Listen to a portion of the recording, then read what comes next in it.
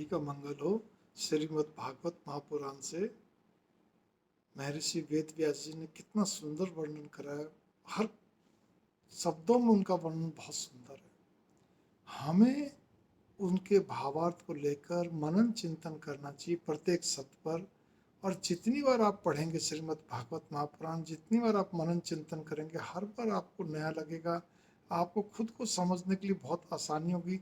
लेकिन यदि हम केवल एक बार पाठ करके छोड़ दें, उससे केवल इतने कि आपको पाठ का फल मिलेगा, लेकिन जीवन में जो निखार आना चाहिए, जो चीज़ आनी चाहिए, जो ये भक्ति के बारे में बार बार बताते हैं। क्या कहते हैं भक्ति के बारे में? कि ज्ञान और योग भी भक्ति के द्वारा ही सफल होते हैं। आप बहुत ज्ञानी हैं, बहुत आपको मतलब हर तरह का तत्व ज्ञानी है, सारी चीज़ें, लेकिन होगा क्या? जब तक भक्ति नहीं होगी तो ज्ञान का अभिमान आपके ऊपर एक बोझ बन के सदैव अदृश्य रूप में रहेगा, अप्रत्यक्ष रूप में रहेगा। इसी प्रकार से क्यों इसके अंदर एक कथा उन्होंने बताई महाराज भीष्म की। जब भीष्म पितामह, बहुत बड़े महापुरुष ब्रह्मचारी, जब वो क्या कहते हैं तीर की सैया पे थे, सर सैया पे, तो उन्होंने भगवान से पूछा, भगवान सब ठीक है, सारी बात है, लेकिन मेरे को नहीं लगता कि मैंने कोई पाप करा हो, क्योंकि मैंने सब कुछ अपने आप में देखा, काउंट करा। तो भगवान ने थोड़ा सा मुस्कुराते हुए एक बात कही। क्या कहा आपने? कोई पाप नहीं करा? आपने पाप करा है।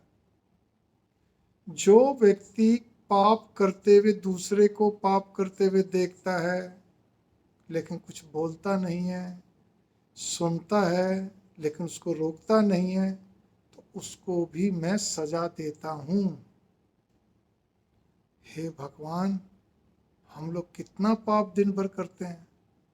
मैं भी यही कहता हूँ, हो सकता है आप में से भी कोई यही कहता हो कि जी हम तो कोई पाप नहीं करते जी, लेकिन हम कुछ बातें सुनते हैं, हम पढ़ते हैं, हम क्राइम में रुचि लेते हैं। उन बातों मतलब जैसे होते हैं कोई एपिसोड्स है, कोई वो चीज़ है, वो भी एक ही चीज़ है कि आपको वो चीज़ देखने में बड़ा मज़ा आता है, आपको आनंद आता है आपको, या कोई इधर उधर की बातें सुनने में मज़ा आता है। ये जितनी भी चीज़ें हैं, आप निंदा सुनते हैं तो क्या, आप कुछ गलत देखते हैं तो क्या, जो भी कुछ है, ये सब की सब क्या है, आपको ऊपर एक नेगेटिविटी प्रभाव डालती है और आपको कहीं ना कहीं वो दुखों का कारण बनती है। लेकिन हम केवल एक शाब्दिक अर्थ समझते हैं। हमने आज तक किसी का बुरा नहीं करा जी, हमने किसी के बारे में बुरा सोचा नहीं जी, हमने क्या कहते हैं किसी के लिए बुरा करते नहीं। बिल्कुल ठीक है, मैं भी यही कहता हूँ। लेकिन अब मुझे समझ में आ रहा है कि भगवान क्या बोलते हैं। और यही चीज़ है कि हमारा जो प्रारब्ध मतलब जो भी चीज़ हमारे हर जन्म में जुड़ती चलती है, उसको बिना भोग के वो पूरा नहीं हो सकता। प्रारब्ध बिना भोगे नहीं हो सकता। आपने चाहे कितना ही ब्रह्म ज्ञानी हो गया हो, ठीक है, आपने अपने खूब तपोबल से, खूब साधना के द्वारा आपने ब्रह्म ज्ञान प्राप्त कर लिया हो, ब्रह्म ज्ञानी हो गए हो आप, इसमें कोई शक नहीं, लेकिन तब भी आपको प्रारब्ध भोगना पड़ेगा। तो भाई अब इसमें कैसे काम चलेगा कि भाई हमारा प्रारब्ध भोगना पड़ा? क्या इसका कोई हल नहीं है? है। भगवान ने खुद अपने मुंह से कहा है, हल है। महर्षि वेद व्यास जी ने बाकायदा लिखा है। महाराज सुखदेव जी ने इस कथा, जो सर्वप्रथम कथा उन्होंने कही थी, उन्होंने अपने मुंह से कहा। सब भगवान स्वरूप, भगवान महर्षि वेद व्यास जी विष्णु स्वरूप, भगवान सुखदेव महाराज जी भगवान शिव स्वरूप। उन्होंने एक ही बात कही कि जो व्यक्ति सतत अत्यंत भगवान का नाम जाप करता रहता है, उसका प्रारब्ध बहुत तेजी से कटता है। और इसमें तो बाकायदा विष्णु सहस्त्र नाम के बारे में तो इतना जोर दे के कहा है जिसका कोई हद नहीं। और सबसे बड़ी बात यह है कि जो भगवान विष्णु जी का ध्यान करते हुए, आप विष्णु सहस्त्र नाम का पाठ करते हुए जो लगा प्रतिदिन पाठ करे श्रद्धापूर्वक, भगवान नारायण का जाप करते हुए जो सतत लगातार, मतलब यहाँ पर ये बस अपना काम भी कर रहा है, जब हम किसी से बात नहीं कर रहे, लिख नहीं रहे, पढ़ नहीं बोल रहे, तो अपना जाप करता चल रहा है, तो आप ये देखिए कि वो जाप उसके अंदर बैठ जाता है। फिर वो क्या कहते हैं, कुछ दिनों बाद उसको करने की जरूरत नहीं पड़ती है। मेडिकल साइंस का भी यही नियम है, जिससे उसका बार बार याद करते हैं वो आपके अंदर बस जाता है, ठीक है ना। अब फिर आप चाहे संडास में बैठो तो नहीं रुकेगा, रात को नींद खुलेगी, चलता मिलेगा।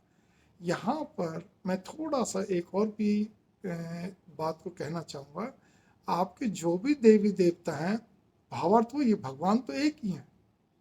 देखिए, आप उनको भगवान विष्णु के रूप में मानते हैं, आप उन्हीं भगवान विष्णु को माँ दुर्गा के रूप में मानते हैं, माँ दुर्गा को आप शिव रूप में मानते हैं। भगवान एक है, इसमें कोई शक नहीं है। हम अपने जो अच्छा लगता है उस रूप को मानते हैं। लेकिन यहाँ पे जो वर्णन है, पहले तो मेरा फर्ज बनता है कि श्रीमद् भागवत में जो वर्णन है उसको मैं बोलूँ, फिर उसके अंदर अगर कोई मेरे को लगा तो मैंने अपनी बात को रखी। इसीलिए हमें सतत भगवान पे सब चीज़ छोड़ते हुए, भगवान का जाप करते हुए, भगवान की मर्जी को, भगवान की हर इच्छा को स्वीकार करते हुए दिल से इस चीज़ पे हमारे को लगे रहना सतत, तो हमारे प्रारब्ध बहुत जल्दी कट जाएंगे।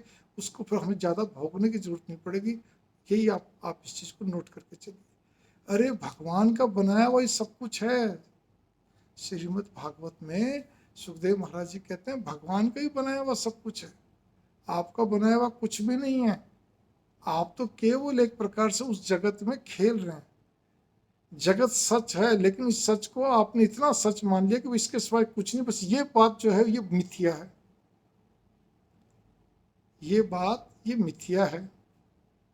तो इसीलिए अभी एक ही चीज है, आपने प्लेन को सच मान रखा, प्लेन है, हवाई जहाज है, वो चलता है, रेलगाड़ी चलती, सब कुछ है, इसके सिवाय कुछ नहीं है। अरे भाई है, इसके सिवाय भी है। आपको जाने के लिए साधन और भी बहुत है, और ये अपने आप नहीं चलते हैं। इनको चलाने के लिए भी कोई ना कोई टेक्निक चाहिए या व्यक्ति चाहिए, ठीक है ना। ये कोई जादू की तरह नहीं बस अपने का उड़ तो उड़ उड़ ऐसे नहीं होता, या चल तो चल ऐसा नहीं होता। इसके अंदर कोई टेक्निक भरी जाती है या फिर आदमी खुद होता है।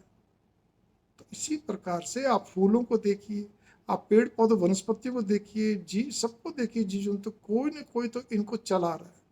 कोई ना कोई फूलों में, वनस्पति जगत में मीठा रस भर रहा है, कोई कैसा रस भर रहा है, जो भी विभिन्न तरह के रस हैं या सुगंधी है, सब है।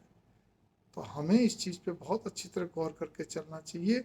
माता कुंती ने जब उसको, माता कुंती को जब सारी बात समझ में आई, तो माता कुंती जब भगवान कृष्ण मिलने आए तो माता कुंती उनके पाँव में गिर पड़े। भगवान एकदम हड़बड़ा गए, उनको संकोच हुआ। वो बोले हुआ क्या बात? बोले नहीं, आप परम पिता हैं, आप पिता पिता नहीं, पिताओं के पिता, परम पिता भगवान है। मेरे को अब समझ में आया। आपको मैं पुत्र पुत्र, बेटा बेटा, भतीजा बोलते, नहीं नहीं नहीं। तो भगवान को संकोच, बोले माँ मैं तो आपके, बुआ मैं तो आपके भाई वासुदेव जी का पुत्र हूँ, आप क्यों मेरे को ऐसा करें। लेकिन यहाँ पर हमें भगवान के प्रति नतमस्तक रहना चाहिए। आप सब चीज छोड़िए। रात को सोते समय भी, मैं भी अब अपने आप को सुधार रहा हूँ, अब रात को सोते समय भगवान का जाप करते हुए, स्मरण करते हुए सोइए। आप तुरंत है, यूं नहीं खाली बस अपना जब सो रहे हैं बस 2 बार 3 बार कहते हैं आपने कोई नाम ले दिया, ऐसा नहीं। सोने से कम भी 15-20 मिनट पहले से आपका जाप शुरू हो जाना चाहिए, और उसी जाप के अंदर आपको सो जाना चाहिए। करते करते जो आप जाप कर रहे हैं रेगुलर, पाठ पूजा तो अलग है, तो आप देखिए उसी भाव में सोएंगे, उसी भाव में आप उठेंगे, उठते ही जाप, तो फिर भगवान की कृपा आप पे होने लगेगी। आपकी सोच, आपकी समझ, आपके हर चीज़ में भगवान सहायक होने लगेंगे। सहायक तो अभी भी हैं, लेकिन अब हम याद नहीं करते, तो वो बस ऐसे बिखरा बिखरा सा रहता है। इसीलिए नारायण नारायण नारायण नारायण नारायण।